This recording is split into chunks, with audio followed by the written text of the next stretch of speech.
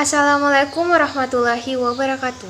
Perkenalkan, nama saya Putri Aulia Usmansyah dengan NIM 220404500009 dari jurusan Psikologi Pendidikan dan Bimbingan, Prodi Bimbingan dan Konseling, Universitas Negeri Makassar.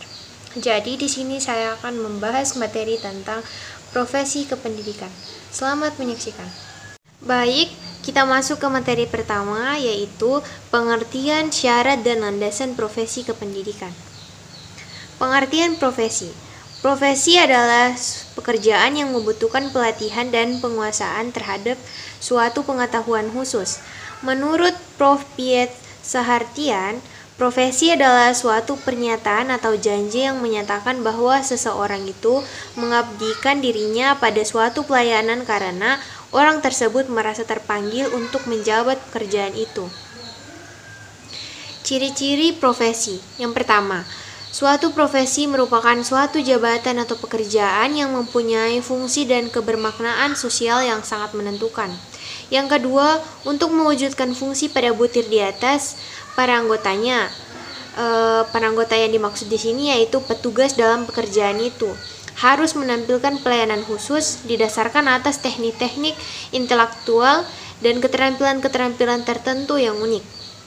Yang ketiga, penampilan pelayanan tersebut bukan hanya dilakukan secara rutin saja, melainkan bersifat pemecahan masalah atau penanganan situasi kritis yang menuntut pemecahan dengan menggunakan teori dan metode ilmiah. Yang keempat, para anggotanya memiliki kerangka ilmu yang sama, yaitu yang didasarkan atas ilmu yang jelas, sistematis, dan eksplisit, bukan hanya didasarkan atas akal sehat. Dan yang kelima, untuk dapat menguasai kerangka ilmu tersebut diperlukan pendidikan dan latihan dalam waktu yang cukup lama. Selanjutnya, ada pula syarat-syarat profesi. Yang pertama, adanya ilmu pengetahuan yang mendasari teknik dan prosedur kerja yang diperoleh melalui pendidikan dan latihan khusus. Yang kedua, adanya kode etik profesi. Dan yang ketiga, adanya pengakuan formal legalistik dari masyarakat dan pemerintah. Dan yang keempat, adanya organisasi yang mempunyai pelaku profesi serta melindungi masyarakat dari layanan yang tidak semestinya. Ada pula pengertian profesi pendidikan. Pengertian profesi kependidikan atau keguruan adalah keahlian khusus dalam bidang pendidikan, pengajaran, dan pelatihan yang ditekuni untuk menjadi mata pencarian dalam memenuhi kebutuhan hidup yang bersangkutan, serta menuntut keprofesionalan pada bidang tersebut. Ada pula syarat-syarat profesi kependidikan. Yang pertama, jabatan yang melibatkan kegiatan intelektual. Yang kedua, jabatan yang menggeluti suatu batang tubuh ilmu yang khusus. Yang ketiga, jabatan yang memerlukan persiapan profesional yang lama. Yang keempat, jabatan yang memerlukan latihan dalam jabatan yang berkesinambungan. Yang kelima, jabatan yang menjanjikan karir hidup dan keanggotaan yang permanen. Yang keenam, jabatan yang menentukan standarnya sendiri. Yang ketujuh, jabatan yang lebih mementingkan layanan di atas keuntungan pribadi. Dan yang kedelapan, jabatan yang mempunyai organisasi profesional yang kuat dan terjalin erat. Dan yang terakhir, landasan profesi kependidikan terdiri dari landasan hukum, landasan filsafat, landasan psikologi, dan landasan sosial budaya. Kita masuk ke materi berikutnya. Baik, kita masuk ke materi yang kedua, yaitu standar kompetensi profesi kependidikan. Pengertian standar kompetensi profesi kependidikan. Kompetensi secara etimologi berarti kecakapan atau kemampuan, sedangkan secara terminologi berarti pengetahuan, keterampilan, dan nilai-nilai dasar yang direfleksikan dalam kebiasaan berpikir dan bertindak. Definisi lain menyatakan bahwa kompetensi adalah pengetahuan, keterampilan, dan kemampuan yang dikuasai oleh seseorang yang telah menjadi bagian dari dirinya, sehingga ia dapat melakukan perilaku-perilaku kognitif dan psikomotorik dengan sebaik-baiknya. Dalam Standar Nasional Pendidikan, penjelasan pasal 28 ayat 3, butir C, dikemukakan bahwa yang dimaksud dengan kompetensi profesional adalah kemampuan penguasaan materi, pembelajaran secara luas dan mendalam yang memungkinkan membimbing peserta didik, memenuhi standar kompetensi yang ditetapkan dalam Standar Nasional Pendidikan. Standar kompetensi profesi kependidikan menurut Undang-Undang Nomor 14 Tahun 2005 tentang guru dan dosen, kompetensi profesional ialah kemampuan atau keahlian yang harus dimiliki oleh guru, mencakup guru mampu menguasai materi, struktur, konsep, dan pola pikir keilmuan yang mendukung mata pelajaran yang diampu. Guru mampu menguasai standar kompetensi dan kompetensi dasar. Guru mampu mengembangkan materi pelajaran secara kreatif. Guru mampu mengembangkan keprofesionalan secara berkelanjutan dan guru mampu memanfaatkan teknologi informasi dan komunikasi untuk berkomunikasi dan mengembangkan diri. Ada pula kompetensi guru sebagai agen pembelajaran. Yang pertama, kompetensi pedagogik. Kompetensi pedagogik adalah kemampuan seorang guru dalam memahami peserta didik, perencanaan dan pelaksanaan pembelajaran, pengembangan peserta didik dan evaluasi hasil belajar peserta didik untuk mengaktualisasi potensi yang mereka miliki. Yang kedua, kompetensi kepribadian. Kompetensi kepribadian adalah kemampuan personal yang dapat mencerminkan kepribadian seseorang yang dewasa, arif dan berwibawa, mantap, stabil, berakhlak mulia, serta dapat menjadikan teladan yang baik bagi peserta didik. Yang ketiga, kompetensi sosial. Kompetensi sosial yaitu kemampuan yang dimiliki oleh seorang guru untuk berkomunikasi dan bergaul dengan tenaga kependidikan, peserta didik, orang tua peserta didik, dan masyarakat di sekitar sekolah. Dan yang terakhir, kompetensi profesional. Kompetensi profesional yaitu penguasaan terhadap materi pembelajaran dengan lebih luas dan mendalam, mencakup penguasaan terhadap materi kurikulum, mata pelajaran, dan substansi ilmu yang menaungi materi pembelajaran dan menguasai struktur serta metodologi keilmuannya. Kompetensi pedagogik. Yang pertama, memahami peserta didik secara mendalam yang meliputi memahami peserta didik dengan memanfaatkan prinsip-prinsip perkembangan kognitif dan prinsip-prinsip kepribadian. Yang kedua, merancang pembelajaran.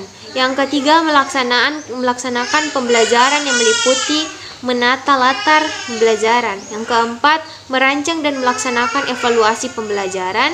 Yang kelima, mengembangkan peserta didik untuk mengaktualisasikan berbagai potensinya. Selanjutnya, kompetensi kepribadian. Yang pertama, kepribadian yang stabil dan mantap. Yang kedua, kepribadian yang dewasa. Yang ketiga, kepribadian yang arif dan bijaksana. Yang keempat, kepribadian yang dewasa. Kelima, memiliki akhlak mulia dan menjadi teladan. Yang keenam, mencintai dan mensyukuri pekerjaannya. Ketujuh, bersikap adil. Kedelapan, berlaku sabar dan tenang. Dan yang kesembilan, berwibawa. Ada pula kompetensi sosial. Yang pertama, memiliki sikap inklusif. Inklusif adalah keterbukaan kelompok masyarakat untuk toleransi dan menghargai budaya. Yang kedua, dapat berkomunikasi secara santun, empatik, dan efektif terhadap sesama guru, tenaga kependidikan, orang tua, serta masyarakat sekitar. Yang ketiga, dapat melakukan adaptasi di tempat bertugas di berbagai wilayah Indonesia yang beragam kebudayaannya. Yang keempat, guru mampu melakukan komunikasi secara lisan dan tulisan. Kompetensi profesional. Yang pertama, penguasaan terhadap materi, konsep, struktur, dan pola pikir keilmuan yang dapat mendukung pembelajaran yang dikuasai. Yang kedua, penguasaan terhadap standar kompetensi dan kompetensi dasar setiap mata pelajaran atau bidang yang dikuasai. Yang ketiga, melakukan pengembangan materi pembelajaran yang dikuasai dengan kreatif. Yang keempat, melakukan pengembangan profesionalitas secara berkelanjutan dengan melakukan tindakan yang reflektif. Dan yang kelima, menggunakan teknologi dalam berkomunikasi dan melakukan pengembangan diri. Kita lanjut ke materi berikutnya. Baik, kita masuk ke materi yang ketiga, yaitu strategi perkembangan profesi kependidikan. Strategi perkembangan profesi pendidikan adalah rencana dan tindakan untuk mencapai proses kegiatan dalam rangka menyesuaikan kemampuan profesional guru dengan tuntutan pendidikan dan pengajaran. Dalam mengembangkan profesi guru dapat dilakukan melalui berbagai strategi. Yang pertama, strategi pendidikan dan pelatihan. Ada in-house training, program magang, kemitraan sekolah, belajar jarak jauh, pelatihan berjenjang dan khusus, kursus singkat di perguruan tinggi atau lembaga pendidikan lainnya, pembinaan internal oleh sekolah, dan pendidikan lanjut. Yang kedua, non-pendidikan dan pelatihan. Yang pertama, diskusi masalah pendidikan, seminar, workshop, penelitian, penulisan buku atau bahan ajar, pembuatan media pembelajaran, dan pembuatan karya teknologi atau seni.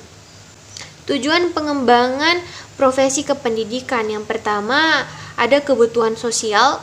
Kedua, kebutuhan untuk membantu staf pendidikan dalam rangka mengembangkan pribadinya secara luas. Yang ketiga, kebutuhan untuk mengembangkan dan mendorong keinginan guru dan mendorong kehidupan pribadinya.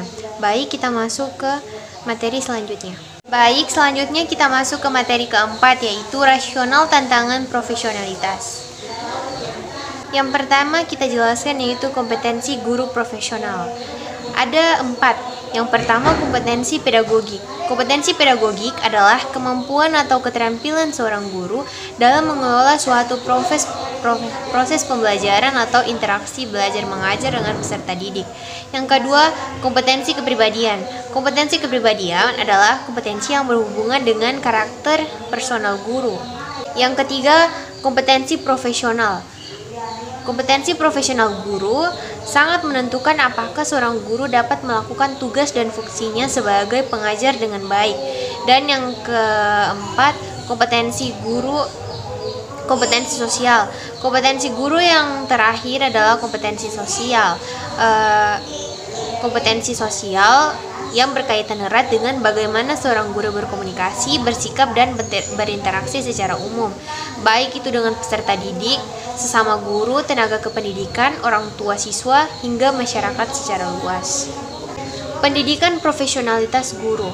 Profesionalitas berasal dari kata profesi yang artinya suatu bidang pekerjaan yang ingin atau akan ditekuni oleh seseorang. Secara etimologis, istilah profesi berasal dari bahasa Inggris yaitu profession atau bahasa Latin professius yang artinya mengakui. Adanya pengakuan menyatakan mampu atau ahli dalam melakukan suatu pekerjaan yang mempersyaratkan pendidikan tinggi. Pelakunya yang ditekankan pada pekerjaan mental, yaitu adanya persyaratan pengetahuan teoretis sebagai instrumen untuk melakukan perbuatan praktis, bukan pekerjaan manual. Prinsip profesionalitas guru. Profesi guru dan profesi dosen merupakan bidang pekerjaan khusus yang dilaksanakan berdasarkan prinsip. Ada beberapa. Yang pertama, memiliki bakat, minat, panggilan jiwa, dan idealisme. Yang kedua, memiliki komitmen untuk meningkatkan mutu pendidikan, keimanan, ketakwaan, dan akhlak mulia. Yang ketiga, memiliki kualifikasi akademik dan latar belakang pendidikan sesuai dengan bidang tugasnya. Yang keempat, memiliki kompetensi yang diperlukan sesuai dengan bidang tugasnya. Yang kelima, memiliki tanggung jawab atas pelaksanaan tugas keprofesian. Yang keenam, memperoleh penghasilan yang ditentukan sesuai dengan prestasi kerja. Yang ketujuh, memiliki kesempatan untuk mengembangkan keprofesionalan secara berkelanjutan dengan belajar sepanjang hayat. Yang kedelapan, memiliki jaminan perlindungan hukum dan melaksanakan tugas keprofesionalan. Dan yang terakhir, memiliki organisasi yang mempunyai kewenangan mengatur hal-hal yang berkaitan dengan tugas keprofesionalan guru. Pengembangan interpersonal soft skill guru. Soft skill bagi seorang guru sangat penting adanya. Ramayulis mendefinisikan soft skill sebagai bentuk keterampilan individu membina hubungan dengan orang lain atau masyarakat dan keterampilan mengatur diri sendiri yang dapat mengembangkan untuk kerja secara maksimal sehingga menunjukkan kualitas diri yang bersifat ke dalam dan keluar. Soft skill juga didefinisikan kemampuan yang dimiliki seseorang yang tidak bersifat kognitif tetapi lebih bersifat efektif, yang memudahkan seseorang untuk mengerti kondisi psikologis diri sendiri, mengatur ucapan, pikiran, dan sikap serta perbuatan yang sesuai dengan norma masyarakat, berkomunikasi dan berinteraksi dengan lingkungan. Baik, kita masuk ke materi selanjutnya. Baik, kita masuk ke materi kelima, yaitu jenis-jenis profesi dan tugas serta tanggung jawab profesi kependidikan. Jenis profesi kependidikan yang saya ketahui ada 3. Yang pertama, tenaga struktural, tenaga fungsional, dan tenaga teknik kependidikan. Tugas guru. Mulyasa 2002 menegaskan bahwa tugas guru yang paling utama adalah bagaimana mengkondisikan lingkungan belajar yang menyenangkan agar dapat membangkitkan rasa ingin tahu semua peserta didik sehingga timbul minat dan nafsunya untuk belajar. Tugas dalam bidang profesi. Tugas dalam bidang profesi meliputi mendidik, mengajar, dan melatih. Mendidik berarti meneruskan dan mengembangkan nilai-nilai hidup. Mengajar seperti meneruskan dan mengembangkan ilmu pengetahuan dan teknologi. Sedangkan melatih berarti mengembangkan keterampilan-keterampilan pada siswa. Tugas guru dalam bidang kemanusiaan. Tugas guru dalam bidang kemanusiaan ini misalnya di sekolah, harus menjadikan dirinya sebagai orang tua kedua. Ia harus mampu menarik simpati sehingga ia menjadi idola para siswanya. Dan yang ketiga, tugas guru dalam bidang kemasyarakatan. Masyarakat menempatkan guru pada tempat yang lebih terhormat di lingkungannya karena dari seorang guru diharapkan dapat memperoleh ilmu pengetahuan. Ini berarti guru berkewajiban mencerdaskan bangsa menuju Indonesia seutuhnya yang berdasarkan Pancasila. Tanggung jawab guru secara umum ada dasarnya. Yang pertama, guru harus menuntut siswa belajar, turut membina kurikulum siswa, melakukan pembinaan terhadap diri siswa, memberikan bimbingan kepada siswa agar siswa mampu mengenal dirinya sendiri, memecahkan masalah pribadi, diagnosa atas kesulitan belajar, dan mengadakan penilaian atas kemajuan belajar siswa. Baik, kita masuk ke materi berikutnya. Baik, materi selanjutnya yaitu etika profesi kependidikan. Secara etimologis, kata etika berasal dari bahasa Yunani ethos, yang artinya adat kebiasaan atau watak kesusilaan. Etika hal baik erat dengan moral. Istilah bahasa Latin yaitu mors, atau dalam bentuk jamaknya adat istiadat, yang artinya adat kebiasaan atau cara hidup seseorang dengan hal-hal yang baik dan menghindari perbuatan yang buruk.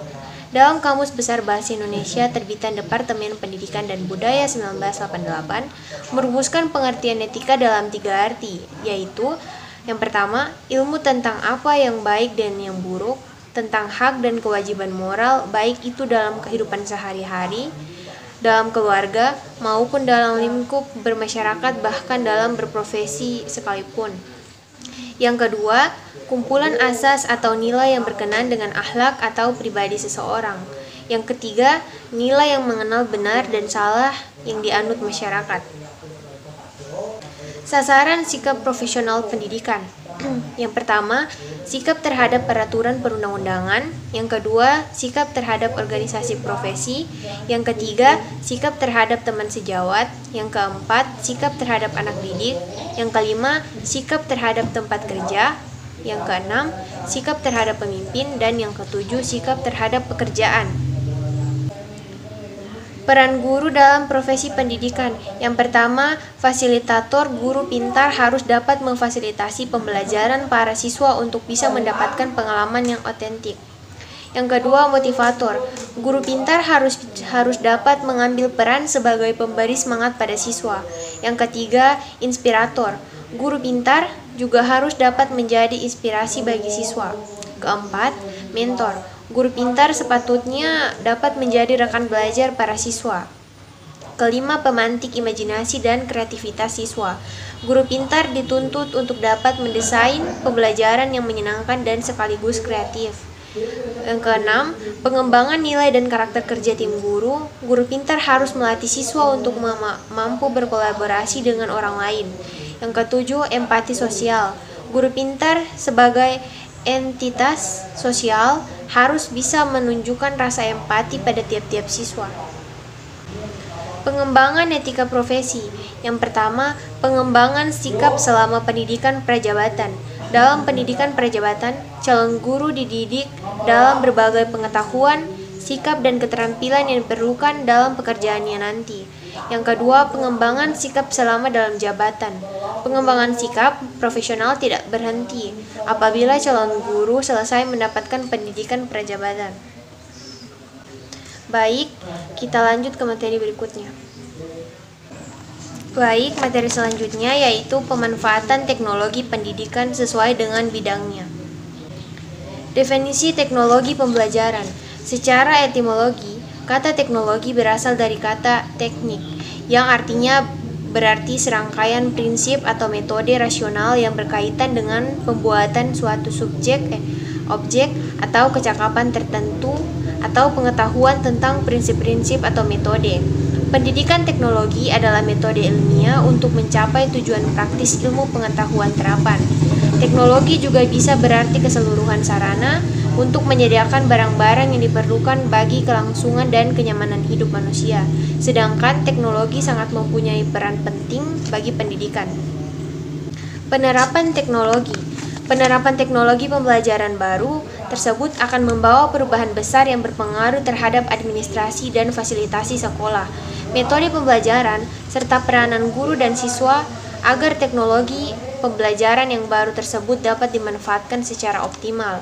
Diperlukan suatu profesi baru yang berperan dalam pengelolaan dan penyesuaian desain, implementasi, dan evaluasi program pendidikan secara penuh. Fungsi media dalam pembelajaran. Yang pertama, memberikan pengetahuan tentang tujuan belajar pada permulaan pembelajaran. Siswa perlu diberitahu tentang pengetahuan yang akan diperolehnya atau keterampilan yang akan dipelajarinya.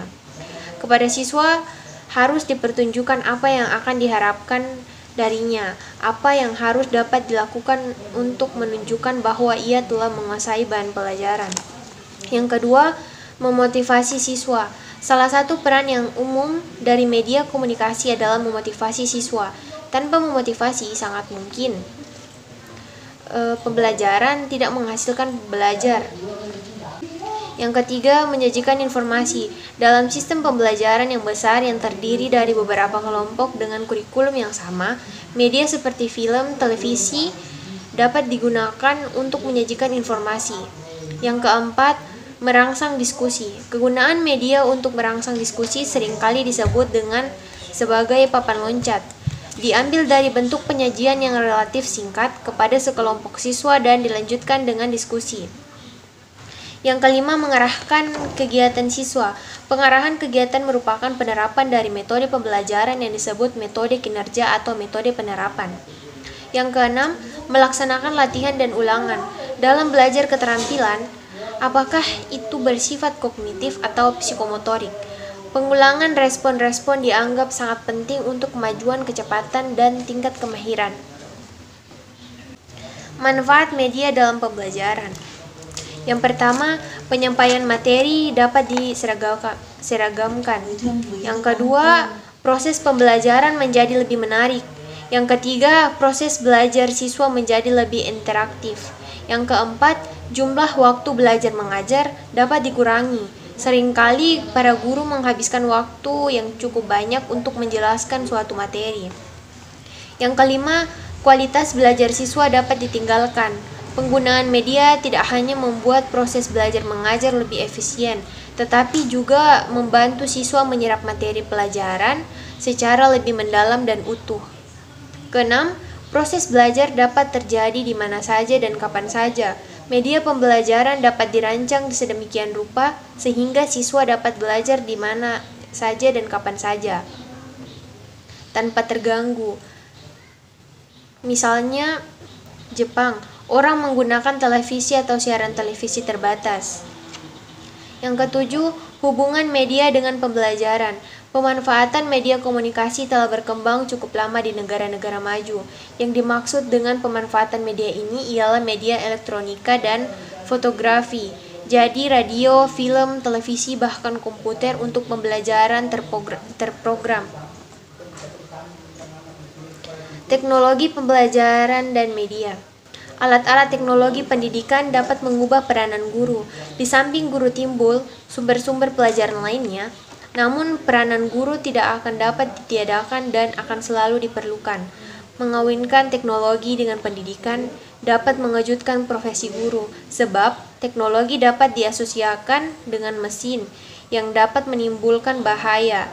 Dehumanisasi pendidikan, yaitu pendidikan yang menghilangkan unsur murid dan antar murid dengan murid dalam pelajaran biasa. Pengalaman dengan alat teknologi pendidikan membuktikan bahwa dalam proses belajar mengajar, guru tetap memegang peranan yang penting. Hubungan pembelajaran dengan media. Pemanfaatan media komunikasi telah berkembang cukup lama di negara-negara maju. Yang dimaksud dengan pemanfaatan media ini ialah media elektronika dan fotografi. Jadi radio, film, televisi, bahkan komputer untuk pembelajaran terprogram. Di negara-negara maju lainnya, misalnya Jepang, orang menggunakan televisi atau siaran televisi terbatas. Media komunikasi yang pada umumnya mulanya adalah alat hiburan dan alat penyampaian pesan-pesan penerangan, bukan didesain untuk tujuan pembelajaran. Baik, kita masuk ke materi berikutnya. Materi selanjutnya yaitu dampak teknologi pada pendidikan, landasan, prinsip, teori, dan isu terkini tentang profesi kependidikan. Landasan profesi kependidikan. Pendidikan merupakan salah satu hak dasar manusia dan berpengaruh besar terhadap kehidupan seseorang, mulai dari kehidupan sosial hingga taraf ekonomi seseorang. Landasan pendidikan yang merupakan tumpuan dasar atau asas konseptual yang menyelubungi pendidikan secara keseluruhan. Tanpa landasan yang jelas, salah-salah pendidikan dapat menjadi sesuatu yang mencengkram manusia lewat komersialisasi dan kekhususan yang berdampak pada kesenjangan pendidikan. Prinsip-prinsip profesi kependidikan. Yang pertama, memiliki bakat, minat, panggilan jiwa, dan idealisme. Kedua, memiliki komitmen untuk meningkatkan mutu pendidikan, keimanan, ketakwaan, dan akhlak mulia. Yang ketiga, memiliki kualifikasi akademik dan latar belakang pendidikan sesuai dengan bidang tugas. Yang keempat, memiliki kompetensi yang diperlukan sesuai dengan bidang tugas. Yang kelima, memiliki tanggung jawab atas pelaksanaan tugas keprofesionalan. Yang keenam, memperoleh penghasilan yang ditentukan sesuai prestasi kerja. Yang ketujuh, memiliki kesempatan mengembangkan keprofesionalan secara berkelanjutan dengan belajar sepanjang hayat. Menurut Prof. Dr. Husna Asmara, dalam bukunya Profesi Kependidikan mengatakan ada 3 prinsip dalam profesi kependidikan, yaitu prinsip Tuturi Handayani, yang kedua prinsip belajar sepanjang hayat, yang ketiga prinsip mandiri dalam belajar. Teori tentang profesi kependidikan. Graham Chapman menerangkan definisi profesi adalah sebuah panggilan atau terutama yang melibatkan beberapa cabang belajar lanjut atau ilmu pengetahuan, suatu pekerjaan atau panggilan yang membutuhkan pelatihan seperti dalam hukum, teologi, dan ilmu. Yang kedua, menurut Yahya, tenaga kependidikan yang profesional adalah pekerjaan yang dilakukan oleh seseorang yang terlibat dalam proses penyelenggaraan pendidikan yang dapat diciptakan dan dilaksanakan dengan keterampilan, kompetensi, dan kemampuan tertentu dan berdasarkan standar yang berlaku. Baik, kita masuk ke materi berikutnya.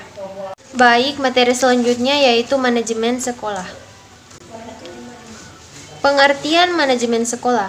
Menurut Stoner, manajemen secara umum yang dikutip oleh Hani Handoko 1995, manajemen adalah proses perencanaan, perorganisasian, pengarahan, dan pengawasan usaha-usaha para anggota organisasi dan penggunaan sumber daya organisasi lainnya agar mencapai tujuan organisasi yang telah ditetapkan. Tujuan manajemen sekolah. Yang pertama, meningkatkan efisien penggunaan sumber daya dan penugasan staf. Yang kedua, meningkatkan profesionalisme guru dan tenaga kependidikan di sekolah.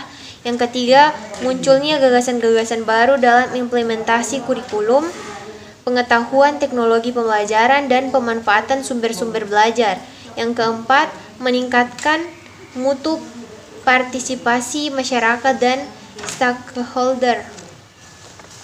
Tujuan utama penerapan manajemen sekolah pada intinya adalah untuk penyeimbangan struktur kewenangan antar sekolah, pemerintah daerah, pelaksanaan proses, dan pusat sehingga manajemen menjadi lebih efisien. Kewenangan terhadap pembelajaran diserahkan kepada unit yang paling dekat dengan pelaksanaan proses pembelajaran itu sendiri, yaitu sekolah. Di samping itu, untuk memberdayakan sekolah agar sekolah dapat melayani masyarakat secara maksimal sesuai dengan keinginan masyarakat tersebut, tujuan penerapan manajemen sekolah adalah untuk memandirikan atau memberdayakan sekolah melalui kewenangan kepada sekolah dan mendorong sekolah untuk melakukan pengambilan keputusan secara partisipatif. Lebih rincinya, manajemen sekolah bertujuan untuk yang pertama, meningkatkan mutu pendidikan melalui kemandirian dan inisiatif sekolah dalam mengelola dan memberdayakan sumber daya yang tersedia. Yang kedua, meningkatkan kepedulian warga sekolah dan masyarakat dalam menyelenggarakan pendidikan. Yang ketiga, menyelenggarakan pendidikan melalui pengambilan keputusan bersama. Yang ketiga, meningkatkan tanggung jawab sekolah kepada orang tua, masyarakat, dan pemerintah tentang mutu sekolahnya. Dan yang keempat, meningkatkan kompetensi yang sehat antar sekolah tentang mutu pendidikan yang akan dicapai. Fungsi manajemen sekolah. Yang pertama, merencanakan cara dan langkah-langkah mewujudkan tujuan program sekolah. Yang kedua, mengalokasikan baik sumber daya maupun kegiatan mengajar sehingga masing-masing tahu tugas dan tanggung jawab. Yang ketiga, memotivasi dan menstimulus kegiatan staf pengajar sehingga mereka dapat melaksanakan tugasnya dengan sebaik-baiknya. Keempat, mengkoordinir kegiatan anggota staf pengajar dan setiap satuan tugas di sekolah sehingga tenaga dapat digunakan seefektif mungkin.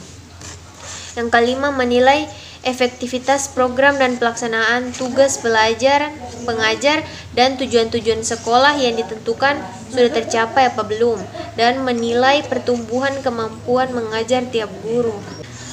Rencana pengembangan sekolah merupakan salah satu wujud dari salah satu fungsi manajemen sekolah yang amat penting yang harus dimiliki sekolah untuk dijadikan sebagai panduan dalam menyelenggarakan pendidikan di sekolah, baik untuk jangka panjang, menengah, maupun pendek.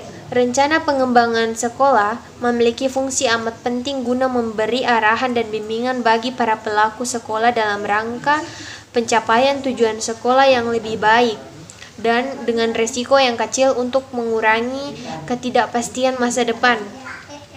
Baik, kita masuk ke materi berikutnya. Baik, materi selanjutnya yaitu supervisi kependidikan. Kata supervisi berasal dari bahasa Inggris, supervision, yang terdiri dari kedua kata yaitu super dan vision, yang mengandung pengertian melihat dengan sangat teliti pekerjaan secara keseluruhan. Orang yang melakukan supervisi disebut supervisor. Menurut para ahli, N.M. Harris dalam bukunya Supervisor Behavior in Education 1975 menyatakan bahwa supervisi apa yang personal sekolah lakukan dengan orang dewasa dan alat-alat dalam rangka mempertahankan atau mengubah pengelolaan sekolah untuk mempengaruhi pencapaian tujuan instruksi sekolah. Supervisi mempunyai impak dengan pembelajaran melalui perantara orang lain dan alat. Tujuan dan sasaran supervisi pendidikan. Tujuan supervisi pendidikan adalah perbaikan dan perkembangan proses belajar mengajar secara total. Ini berarti bahwa tujuan supervisi tidak hanya untuk memperbaiki mutu mengajar guru, tetapi juga membina pertumbuhan profesi guru dalam arti luas, termaksud di dalamnya pengadaan fasilitas-fasilitas, pelayanan kepemimpinan, dan pembinaan human relation yang baik kepada semua pihak yang terkait. Fungsi supervisi pendidikan. Yang pertama, fungsi kepemimpinan melekat pada seseorang supervisor karena dia adalah pemimpin. Seseorang supervisor hendaknya melakukan hal sebagai berikut: meningkatkan semangat kerja kepala sekolah, guru, dan seluruh staf sekolah yang berada di bawah tanggung jawab dan kewenangannya. Mendorong aktivitas dan kreativitas serta dedikasi seluruh personil sekolah. Mendorong terciptanya suasana kondusif di dalam dan di luar lingkungan sekolah. Menampung, melayani, dan mengakomodir segala macam keluhan aparat kependidikan di sekolah tersebut dan berusaha membantu pemecahannya. Kedua, fungsi pengawasan. Fungsi pengawasan memperhatikan hal-hal seperti ini. Yang pertama, mengamati dengan sungguh-sungguh pelaksanaan tugas kepala sekolah, Guru dan seluruh staf sekolah diketahui dengan jelas tugas yang dilaksanakan itu sesuai dengan rencana atau tidak. Yang kedua, memantau perkembangan pendidikan dan pengajaran di sekolah yang menjadi tanggung jawab dan kewarganegaraannya, termaksud belajar siswa pada sekolah yang bersangkutan. Yang ketiga, mengawasi pelaksanaan administrasi sekolah secara keseluruhan yang di dalamnya terdapat administrasi personil, administrasi materi, administrasi kurikulum. Yang keempat, di samping mengawasi, para supervisor juga melaksanakan fungsi penelitian dan pembinaan terhadap berbagai aspek yang menjadi tugas pokoknya. Yang ketiga, fungsi pelaksanaan. Dalam melaksanakan fungsi pelaksanaan, seseorang supervisor memperhatikan kegiatan-kegiatan seperti melakukan tugas-tugas supervisi atau pengawasan sesuai dengan ketentuan yang berlaku, melaporkan hasil supervisi atau pengawasan kepada pejabat yang berwenang untuk dianalisis dan ditindaklanjuti, dan mengamankan berbagai kebijakan yang telah ditetapkan.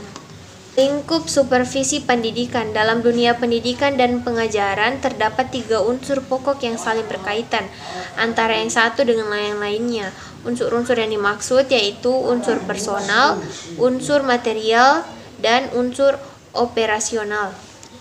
Peranan supervisi ada 7 macam. Yang pertama, supervisi sebagai kepemimpinan, supervisi sebagai inspeksi, supervisi sebagai penelitian, supervisi sebagai latihan dan bimbingan, supervisi sebagai sumber dan pelayanan, supervisi sebagai koordinasi, dan yang ketujuh, supervisi sebagai evaluasi. Baik, kita masuk ke materi selanjutnya. Materi selanjutnya yaitu organisasi profesi pendidik dan tenaga kerja.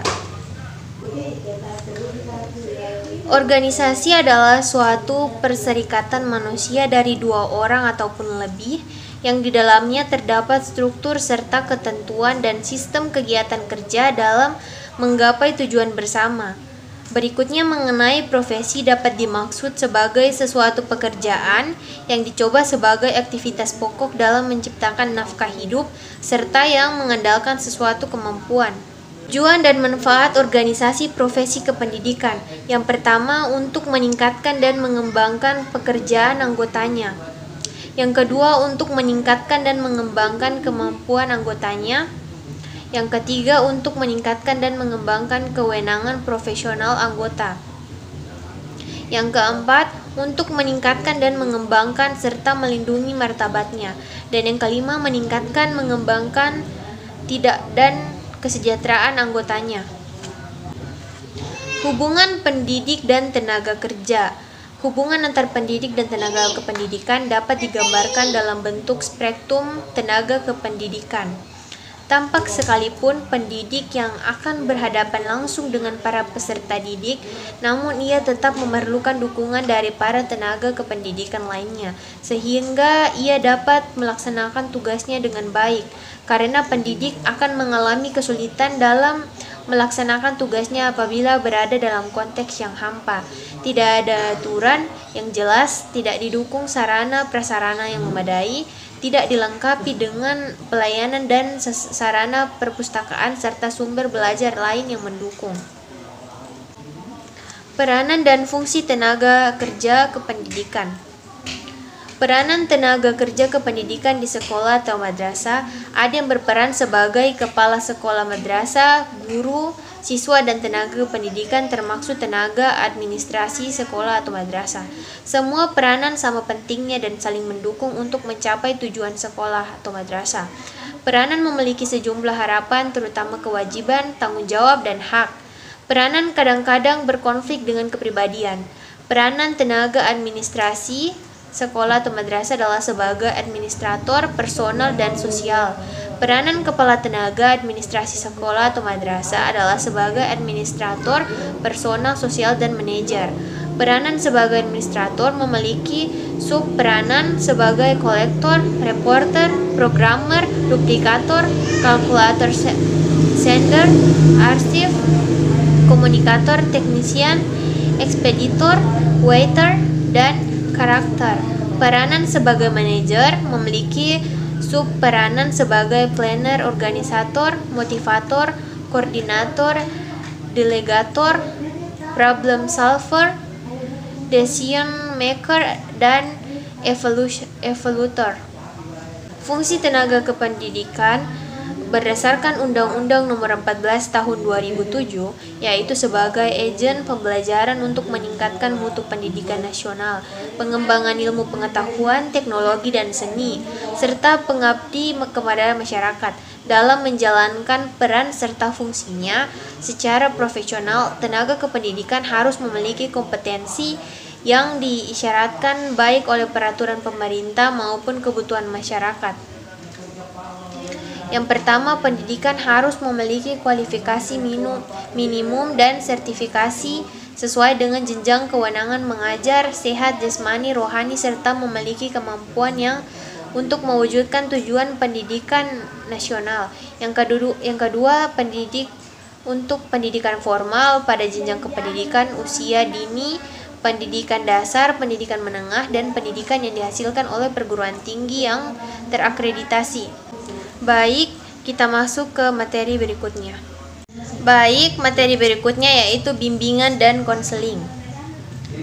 Pengertian bimbingan. Secara harfiah, istilah bimbingan dari akar kata guides yang berarti mengarah, memandu, mengelola, menyetir, menunjukkan jalan, memimpin, memberikan petunjuk, memberi nasihat. Sedangkan istilah kedua yaitu konseling dalam bahasa Indonesia disebut untuk menentukan jalan terbaik dalam mengatasi permasalahan yang dihadapinya. Istilah konseling tidak dapat diartikan begitu saja, apalagi disamakan dengan penyuluhan. James Adam memberikan makna konseling adalah suatu pertalian timbal balik antara dua individu di mana seorang konselor membantu yang lain, si konseli ini, supaya dia dapat lebih baik memahami dirinya dalam hubungan dengan masalah hidup yang dihadapinya pada waktu itu dan pada waktu yang akan datang. Jadi, pengertian bimbingan dan konseling. Bimbingan konseling merupakan dua kata, yaitu bimbingan dan kata konseling. Kedua kata tersebut merupakan kata majemuk yang dirangkaikan untuk memberikan makna yang kuat bahwa profesi bimbingan tidak akan dapat berjalan dengan baik dan berhasil maksimal tanpa dibarengi dengan konseling. Peranan bimbingan dan konseling dalam pendidikan di sekolah. Pelaksanaan kegiatan pelayanan bimbingan di dalam pembelajaran sekolah atau tatap muka dan di luar jam pembelajaran sekolah berupa layanan orientasi, konseling perorangan, bimbingan kelompok, dan mediasi. Layanan yang membantu peserta didik dalam menyelesaikan permasalahan dan memperbaiki hubungan antar mereka, serta kegiatan lainnya yang dapat dilaksanakan di luar sekolah. Peranan bimbingan dan konseling dalam pendidikan di sekolah. Yang pertama, sekolah merupakan lingkungan hidup kedua setelah rumah, di mana anak dalam waktu sekian jam, kurang lebih 6 jam, hidupnya berada di sekolah. Yang kedua, para siswa yang usianya relatif lebih muda sangat membutuhkan bimbingan baik dalam memahami dirinya, mengarahkan dirinya, maupun dalam mengatasi berbagai macam kesulitan. Tujuan bimbingan dan konseling di sekolah. Yang pertama, mengatasi masalah kesulitan dalam belajarnya sehingga memperoleh prestasi belajar yang tinggi.